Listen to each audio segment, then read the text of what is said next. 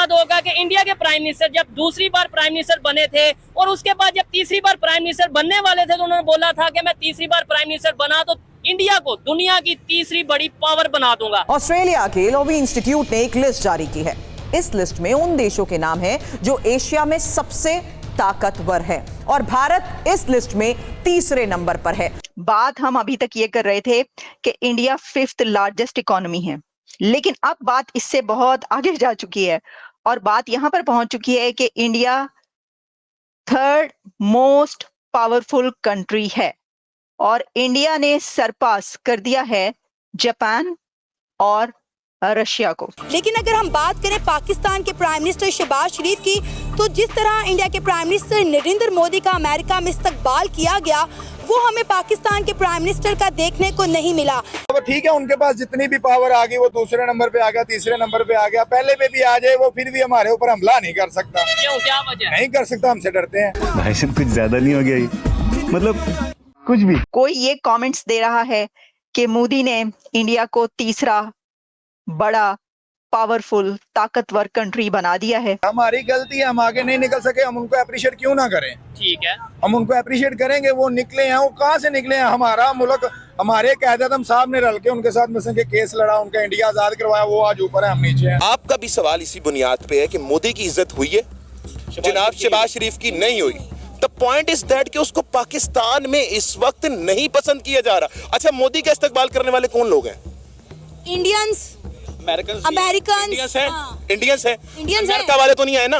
America वाले भी थे, लेकिन इंडियंस बहुत बड़ी तादाद ना, बड़ी भाई तादाद में। मेन मुद्दा ये है, हाँ। पाकिस्तान में ओवरसीज पाकिस्तानी नहीं है क्या? है, अमेरिका में है। वो क्यों नहीं आए? इंडिया को हम 6 महीने में क्रॉस कर सकते हैं। हम मुसलमान हर चीज में कर सकते हैं। अगर हम किस चीज में क्रॉस करेंगे? सर, हम इकोनॉमिक में कर सकते हैं। अच्छा। हम उसको असले में कर सकते अच्छा। हैं, हम लड़ने में कर सकते हैं, हर चीज में। अगर 6 महीने में 6 महीने। कैसा लगा मेरा मजाक? कि पाकिस्तान किस नंबर पर है, जब पाकिस्तान किन कंट्रीज के साथ है।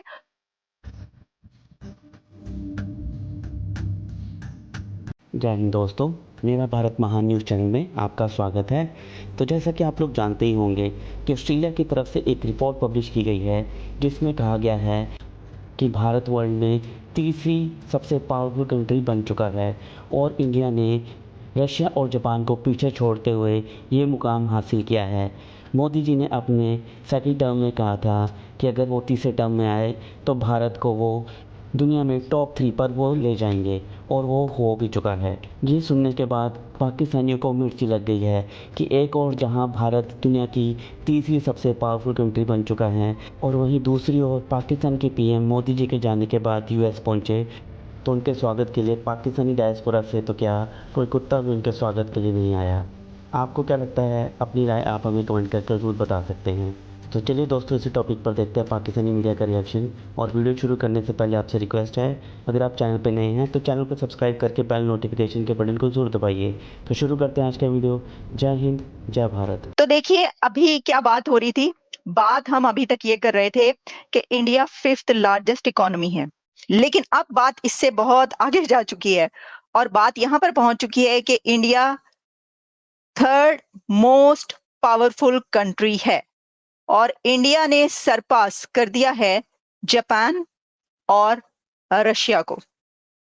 तो प्रेसिडेंट पुतिन और फुमियो किशिदा वो तो इस वक्त दांतों में उंगलियां दबाए बैठे होंगे कि ये क्या हो गया है। वैसे तो दोनों कंट्रीज के इंडिया के साथ बड़े अच्छे रिलेशंस हैं, लेकिन किसी को सरपास कर देना और दुनिया का तीसरा, एशिया का हम भी कह सकते हैं, ये जो एक स्टडी है मैं आपको बताऊंगी कि ये क्या है। अब इसके ऊपर बहुत बात चल रही है। कोई ये कमेंट्स दे रहा है कि मोदी ने इंडिया को तीसरा बड़ा पावरफुल ताकतवर कंट्री बना दिया है।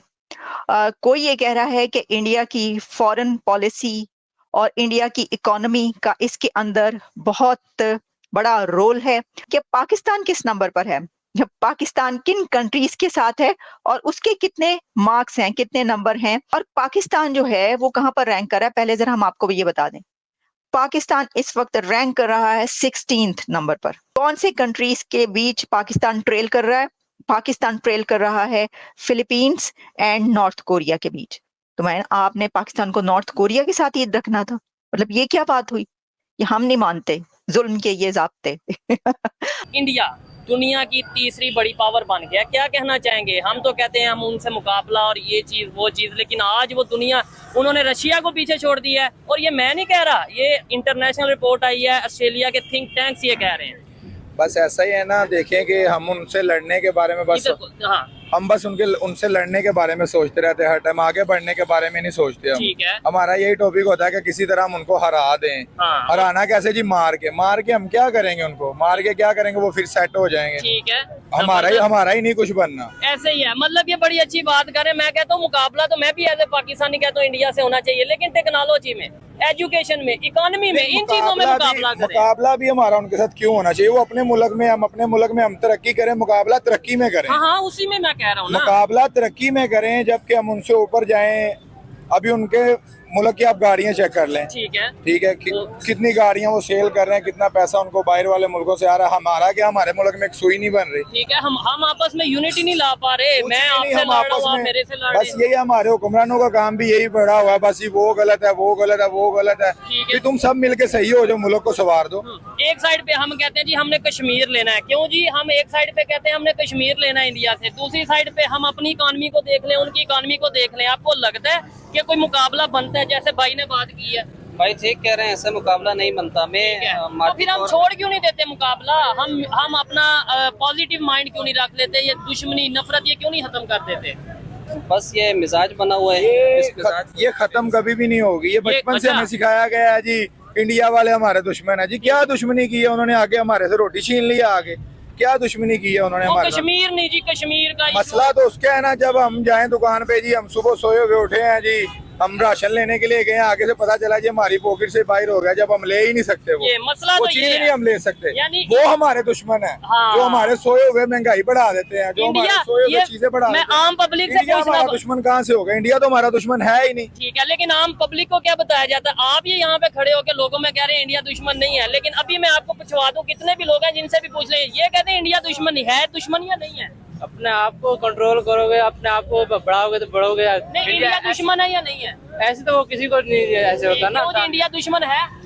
नहीं है? नहीं जी, बिल्कुल कहना ही नहीं चाहिए। अच्छा, ये तो अच्छी बात है। इस दफा मुझे, नहीं तो मोस्टली ऐसा ही होता है, लोग ये कहते हैं इंडिया दुश्मन है, दुश्मन है। किस तरह दुश्मन है? देखे ना, वो हमारे इतनी पावर, ठीक है उनके पास जितनी भी पावर आ गई, वो दूसरे नंबर पे आ गया, तीसरे नंबर पे आ गया, पहले पे भी आ जाए, वो फिर भी हमारे ऊपर हमला नहीं कर सकता। क्यों, क्या वजह? नहीं कर सकता, हमसे डरते हैं। नहीं, इधर एक चीज से आपसे थोड़ा सा डिसएग्री करूंगा। आपने कहा डरते हैं, मैं ये कहता हूँ उनके तो पॉलिटिशियंस खुद कह चुके हैं। मैं आपको बताता हूँ डरने वाली ये बात है ना। देखें, वो तरक्की की तरफ जा रहे हैं। अगर वो हमसे जंग करेंगे, हमारे पास है क्या जो हम खो देंगे? उनके पॉलिटिशियंस खोने के लिए बहुत कुछ है। अगर वो जंग करेंगे, उनका बहुत कुछ बर्बाद हो जाएगा, वो दूसरे नंबर से नीचे आ जाएंगे। ठीक हो गया। हाँ, ये टेक्निकल बिल्कुल एग्री करता हूँ। वो इसीलिए हमारे साथ कभी भी लड़ाई नहीं करेंगे कि यार ये लगे हुए हैं, लगे रहने तो। हम दुश्मनी पे लगे हुए हैं, वो तरक्की पे लगे। एक दिन ऐसा आएगा जी, इंडिया से हमने कर्जा लेना है इंशाल्लाह।